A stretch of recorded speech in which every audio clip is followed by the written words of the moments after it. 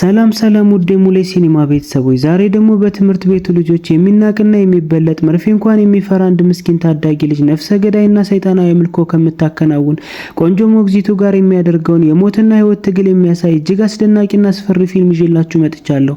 ይህ ታዳጊ ህይወቱን ለማዳን የሚያደርገውን ተጋድሎ የሚያሳየውን አስገራሚ ብልሃት እስከ ፍጻሜው ድረስ አብራችሁን በመቆየት ተከታተሉን። ቤተሰብ ያልሆናችሁ ከታች ሰብስክራይብ የሚለውን በተን በመጫን የቤተሰባችን አባል እንዲሆኑ እንጋብዛለን።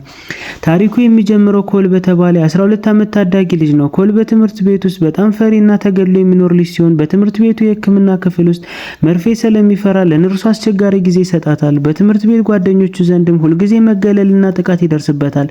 ሜላኒ የተባለችው ልጅ ግን ለእሱ በጣም ደግ የሆነችና ብቸኛ ጓደኛው ናት። ከአንድ ቀን የትምህርት ውሎ በኋላ የሜላኒ አባት ሊወስዳት ሲመጣ ኮልን አብሮ እንዲወስዱት ብትጠይቀውም አባቷ ግን ፈቃደኛ አይሆንም።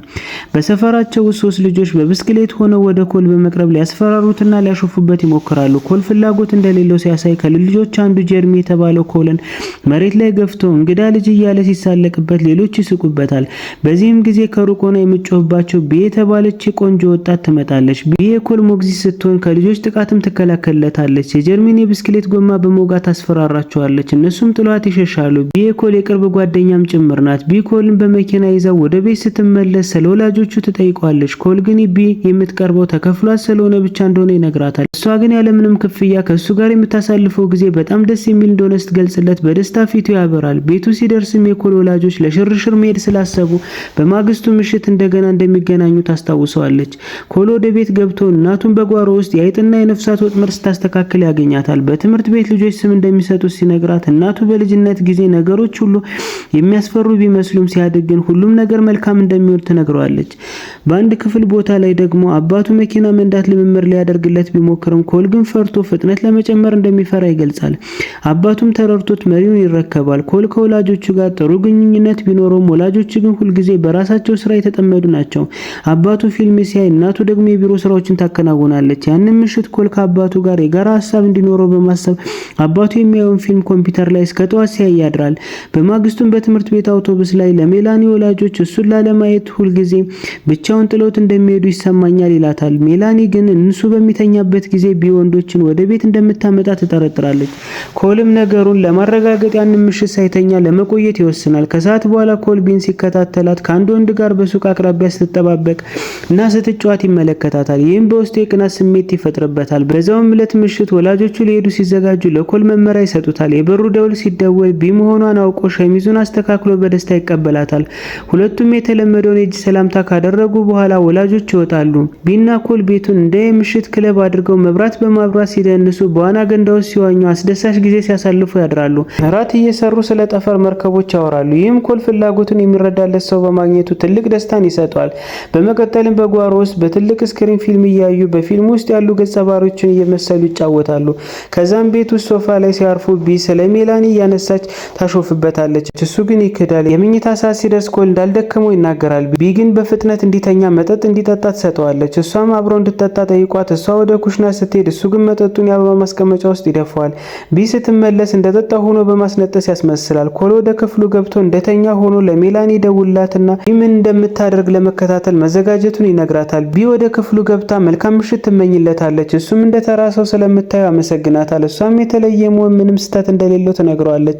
ከግማሽ ሰዓት በኋላ የበሩ ደውል ይደውላል። ኮል ከክፍሉ በዝምታ ወጥቶ በደረጃው ላይ ሆኖ ወደ ታች ሲመለከት ቢና 5 ሁለተኛ ደረጃ ትምህርት ቤት ጓደኞቿ ማክስ፣ አሊሰን፣ ጆንሶኒያ እና ሳሙኤልን ያገኛል።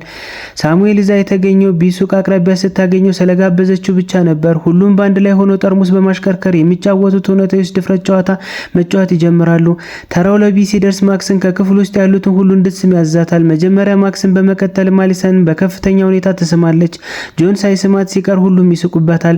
ሶኒያ ግንባሯ ላይ ስማ ወደ ሳሙኤል ትሄዳለች። ሳሙኤልን በመጀመሪያ ላይ ሰው እያየኛል ስምን ቢልም በመጨረሻ ግን ይስማታል። ነገር ግን ልክ እንደሳመችው በድንገት 2 ስለታማ ቢላዎችን በጭንቅላቷ ውስጥ በመክተት አሰቃቂ ሁኔታ ትገለዋለች። ይህንን ያደረገችው ለትልቅ ዓላማ እንዲረዳቸው እንደሆነ ትናገራለች። ኮል ይህንን ሲመለከት በከፍተኛ ድንጋጤ አለማመን ውስጥ ይወድቃል። በመቀጠልም ቡድኑ አንድ ጥናታዊ ሚስጥራዊ መጽሐፍ ያወጣል። መጽሐፉም ለአምልኮ ስርዓት የሚጠቀሙባቸው ጥቅሶች ያሉበት ነው። ቢ ሳይዘገዩ ወደ ላይኛው ክፍል ወጥተው የንጹህ ሰው ደም ማግኘት እንዳለባቸው ትናገራለች። ኮል ይህንን ሲሰማ እሱ ለሰይጣን መስዋዕትነት ሊጠቀሙበት እንደሆነ ይረዳል። በከፍተኛ ፍርሃት ውስጥም ሆኖ ወደ ፖሊስ በመደወል ቤት ውስጥ የሞተ ሰው እንዳለ ያሳውቃል። ለራሱ መከላከያ የሚሆን አነስተኛ ቢላዋ ይይዛል። ነገር ግን ቡድኑ ወደ ክፍሉ ሲመጣ እንደተኛ ሆኖ ይጠብቃቸዋል። ሶኒያ ከኮል ደም ለመቅዳት መርፌ መያዟን ይሰማል። በፍርሃት ቢዋጥም ምንም ላለማድረግ ይገደዳል። ክንዳቸውን ይዘው መርፌውን ሲወጉት በመጀመሪያ ሙከራ ደም ማግኘት ባይችሉም በሁለተኛው ይሳካላቸዋል። ቢ አልጋውን ስታስተካከል ክፍት የሆነውን መስኮት ልብ ትላለች። እነሱ እንደወጡ ኮል ወዲያውኑ ብርድ ልብሶችን በማገናኘት የመሮጃ ገመድ ይሰራል። ነገር ግን ለመውረድ ሲዘጋጅ ቢ ነቅቶ እንደነበር ትደርስበታለች። ይሁን እንጂ ኮል በደም መፍሰስ ምክንያት ራሱን ስቶ ይወድቃል። ኮል ሲነቃ ሳሎን ውስጥ ወንበር ላይ ታስሮ ያገኘዋል። ቢና ጓደኞቿ ፊቱ ላይ ቆመዋል። ሶኒያ ኮልን የስኳር መጠን ለመጠበቅ በሚል ኩኪስ ታበለዋለች። ስለ መስኮቱና ስለ ብርድ ልብሱ ሲጠይቁት ኮል ወደ ውጭ ወጥቶ ሲጋራ ለማጨስ እንደነበር ይዋሻል። ነገር ግን ቡድኑ አያምኑትም። እነሱ እያወሩ ሳለ ኮል በጀርባው ላይ ቢላ ገመድ ለመቁረጥ ይሞክራል። ነገር ግን በስተጀርባ ባለው መስታወት ምክንያት ድርጊቱ ይታይበታል። በዚሁም ይሳለቁበታል። በመጨረሻ ቢ እንዲፈተው ሶኒያን ስታዛት በድንገት የፖሊስ መኪኖችን ድምጽ ይሰማል። ቢ በከፍተኛ ብስጭት ውስጥ ሆኖ ኮል ፖሊስ እንደጠራ የሳሙኤልን ግድያ እንዳየት ጠይቀዋለች። እሱም ለእርዳታ ሲጮህ ማክስ በእርግጫ ይመቷል። ሁለት ፖሊሶች በሩን ሰብረው በመግባት ሁሉንም እንዳይንቀሳቀሱ ያዛሉ። ነገር ግን ማክስ ስለታማ ነቃ በመወርወር አንደኛውን ፖሊስ ወዲያውኑ ይገድሏል። የቆሰለው ፖሊስ በድንገት ተኩሶ ጥይቱ አሊሰን ይመታታል። እሷም ትወድቃለች። ሌላኛው ፖሊስ ደግሞ እንዳይተኩስባት ጆንን እየለመናት ቢ ከጀርባ መታ አንገቱን በቢላ ትቀለዋለች። በፖሊስ ጣቢያ ሬዲዮ ሲያናግሯቸው የፖሊስ ኮድ ስለማያውቁ ይቸገራሉ። ኮልን ሲጠይቁትም የተሳሳተ ኮድ ይሰጣቸዋል። ቢ ግን ወጥመድ መሆኑን ጠርጥራ እንደገና ስትጠይቀው ትክክለኛውን ኮድ ይሰጣቸዋል። በዚህም ይረጋጋሉ። አሊሰን በቁስሏ በተሰቃይም ፖሊስ እንዳይመጣባቸው አምቡላንስ ለመጥራት ፈቃደኛ አይሆኑም። እነሱ ከአሊሰን ጋር ሲጠመዱ ኮል የመሸሽ እድል ያገኛል። ወደ ላይኛው ፎቅም ሲሮጥ ጆን ይከተለዋል። ኮል በየደረጃው ላይ ሲገፋ ጆን በአሻንጉሊት መኪና ተንሸራቶ በፎቁ ላይ በመውደቅ ወዲያውን ይሞታል። አሁን አንደኛው በመሞቱ ቡድኑ በኮል ላይ ያላቸውን ቁጣ ይበረታል። ኮል ወደ ክፍሉ ገብቶ በመስኮት ለመውረድ ሲሞክር ማክስ ደርሶ ብርድ ልብሱን ይጎትተዋል። ኮል እጁን ለቆ መሬት ላይ ይወድቃል። እየሮጠ ሄዶም ጋራጅ መኪና ውስጥ ስር ይደበቃል። እዚያም ራሱን ለመከላከል የሚሆን የድሮን ሮኬት ያገኛል። በመቀጠልም እናቱ የአይጥ ወጥመድ በምታስቀምጥበት የከርሰ ምድር ክፍል ውስጥ ይገባል። ሶኒያ ዛ መኖሩን ጠርጥራ ትገባለች። ኮል በብርድ ልብሱ ተሸፍኖ ትንፋሹን አፍኖ ይቆያል። ሶኒያ በፍላሽ መብራት ስትፈልግ እሱን በላይ ያለውን ሸረሪት ትነካዋለች። ኮል በከፍተኛ ፍርሃት ውስጥ ቢሆንም እሷ ግን ምንም ሳታገኝ ትወጣለች። ኮል ሸረሪቱን ሲያባረረው በወጥመዱ ምክንያት ድምጽ ይሰማል። ሶኒያ ድምጹን ሰምታ ስትመለስም ኮል ሮኬቱን ቢተኩስባትም ይስትበታል። ነገር ግን የሶኒያ እጅ በአይጥ ወጥመድ ይያዛል። ኮል እሷን በምድር ቤት ውስጥ ዘግቶባት በነፍስ ማጥፊያ ስፕሬ እና በሮኬት እሳት በማቀጣጠል በህይወት እያለች ያቀጣጥላታል። እሷም ትሞታለች። በፍንዳታው ምክንያት ኮል ወደ ውጭ አትክልት ስፍራ ይወረወራል። ማክስ ኮልን ያባረዋል። ኮል ማክስን አደናቅፎት በማህፀኑ አካባቢ ላይ በእርግጫ ሲመታው ማክስን በከፍተኛ ህመም ይወድቃል። ነገር ግን ማክስ እንደገና ተነስቶ የኮልን አንገት ያንቀዋል። በዚህም ጊዜ በትምህርት ቤት ውስጥ የሚበልጠውን ጀርሚ መጥቶ በቤት ውስጥ እንቁላል ሲወረውርና ሲያሾፍበት ይመለከታሉ።